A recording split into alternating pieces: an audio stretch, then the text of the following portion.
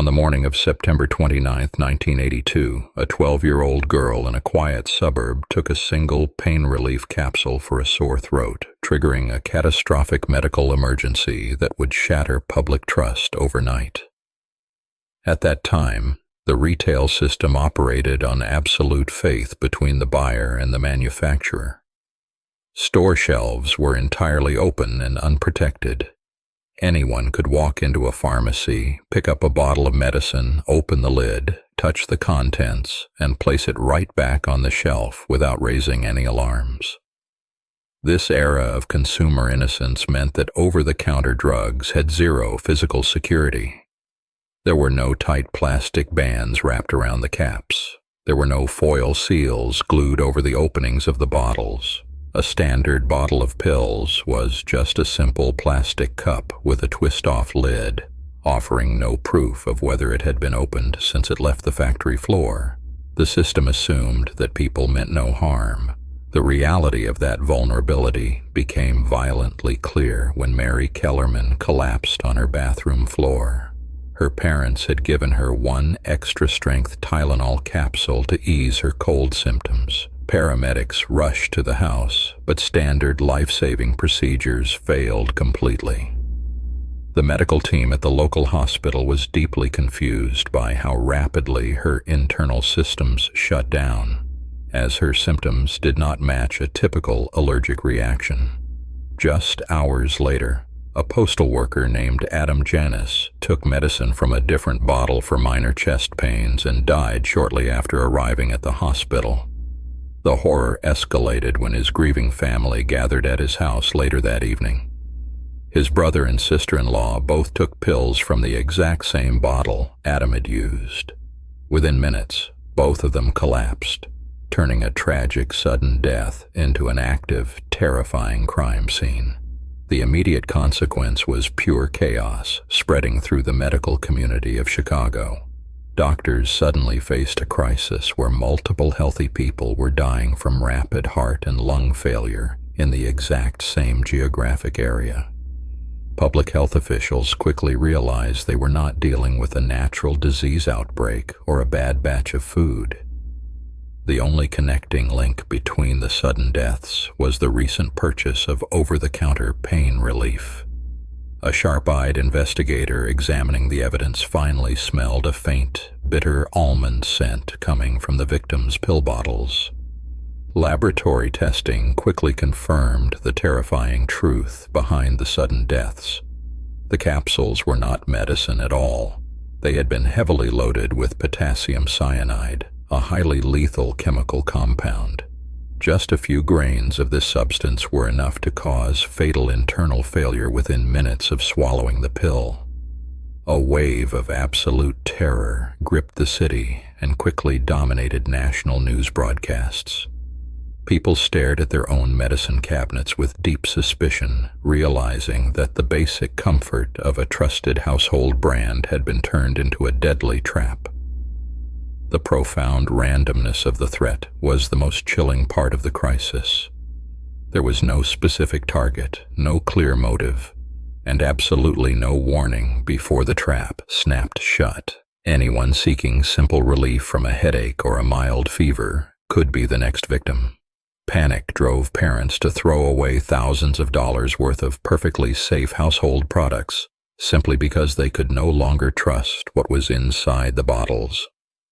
The psychological safety of the American consumer was shattered overnight, replaced by a lingering dread that danger was hiding in plain sight on the shelves of their local grocery stores. The intense focus of the investigation immediately shifted to the manufacturer, Johnson & Johnson. The massive corporation faced an unprecedented crisis that threatened to completely destroy the reputation of their most profitable product. Law enforcement agencies had to quickly determine if this was a massive industrial accident or if someone was deliberately contaminating the medicine. They needed to find out exactly where the lethal chemical was introduced into the supply chain. Factory production records were pulled and carefully examined by federal agents. The results showed that the poisoned bottles came from entirely different manufacturing plants and were sold at different retail stores. This critical piece of evidence meant the deadly additions did not happen on the massive factory assembly lines. The contamination had to be happening locally after the bottles had already been shipped to the city and placed out for sale. Picture the aisles of a typical pharmacy during that time. Rows of brightly colored boxes sat neatly on low, open shelves, completely accessible to anyone walking down the aisle. There were no security cameras watching the medicine sections, and store clerks were usually busy at the front registers. A person could easily pick up a small box, slip it into a coat pocket, and walk away unseen. The physical design of the pills themselves made the crime dangerously simple to execute. The red and white capsules were made of two gelatin halves that could be easily pulled apart by hand. The real medicine powder inside could be dumped out into a sink, and the lethal cyanide poured in to replace it. The capsule could then be snapped back together, looking perfectly normal to the naked eye. This specific method of tampering exposed a massive, previously ignored vulnerability in the retail distribution network. The poisonings proved that the final step of the supply chain, the local store shelf itself, was a completely unprotected zone. Once a product left the secure, monitored environment of the central warehouse, it entered a public space where the manufacturer lost all control over its safety. The mechanics of the poisoning required careful, cold-blooded planning. The killer had to gather the bottles, take them to a private location, carefully dose the individual capsules with lethal amounts of the chemical, and then quietly return them to the store shelves. The killer exploited the blind spot of public trust, turning a deeply familiar healing product into an untraceable weapon that waited patiently for a random buyer. Police and federal agents launched a massive manhunt, leading to the rapid recall of over 31 million bottles of medicine from store shelves nationwide. Laboratory technicians worked around the clock in secure facilities, carefully opening and testing thousands of individual capsules. They found a few more contaminated bottles sitting on shelves, waiting for unsuspecting buyers. The swift recall undoubtedly saved lives, but it removed the active crime scenes. During the desperate search for suspects, a typed extortion letter arrived at the corporate headquarters. A man named James Lewis demanded $1 million to stop the killings. Investigators tracked the letter, built a case, and eventually arrested him. However, despite intense interrogations and deep background checks, detectives could never find physical evidence placing him in the specific stores where the lethal bottles were actually planted. While James Lewis was eventually convicted of the extortion attempt, police could never definitively link him to the actual cyanide or the physical act of tampering. The true killer remained a ghost, forcing the pharmaceutical industry to accept a harsh reality. Since law enforcement could not catch the phantom attacker, the only way forward was to completely redesign their packaging to physically block anyone from repeating the crime. The immediate and lasting consequence of this failure was the rapid birth of modern tamper-evident design. The government and private companies realized they had to rebuild consumer trust from the ground up.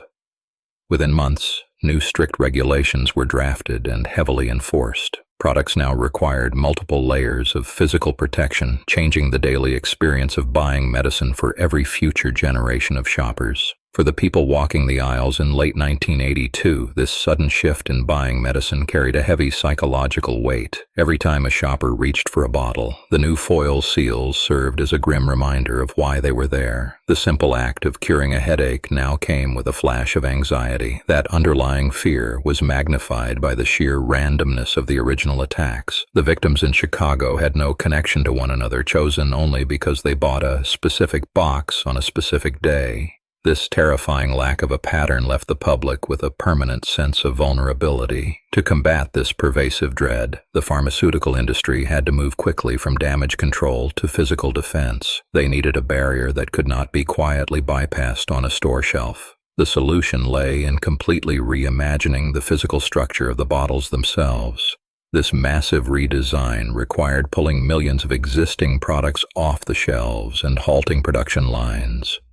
Engineers worked around the clock to invent seals that would break loudly or tear visibly if tampered with. It was an unprecedented mobilization of manufacturing power to restore public confidence. The modern pharmacy aisle quickly transformed into a landscape of defensive engineering. Bottles were now encased in tight shrink wrap that required a sharp tool to pierce. Beneath the plastic caps, strong foil seals were glued directly across the openings, forcing consumers to punch through them.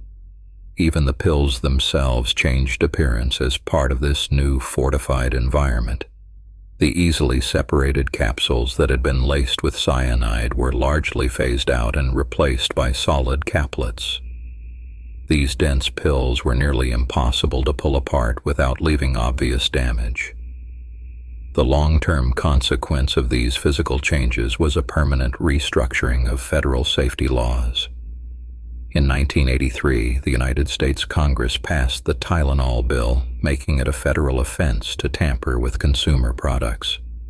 The government mandated that all over-the-counter medicines use tamper-resistant features.